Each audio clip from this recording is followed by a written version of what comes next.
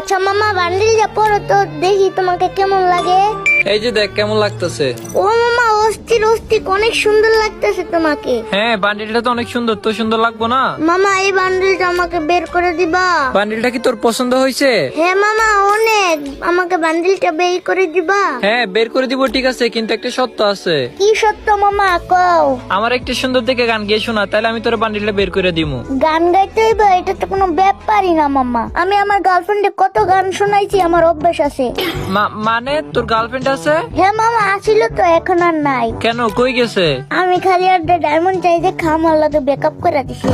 I high, এটা কোনো কথা? আমরা জীবনে কি করলাম?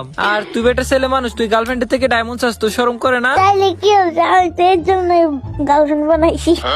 ওরে দান্দাবাজ, তুই তাইলে ডায়মন্ড খাওয়ার লাগে গার্লফ্রেন্ড বানাস, তাই না? হ এরকম হইলে তো এটা তোর গার্লফ্রেন্ড একটাও থাকতো না।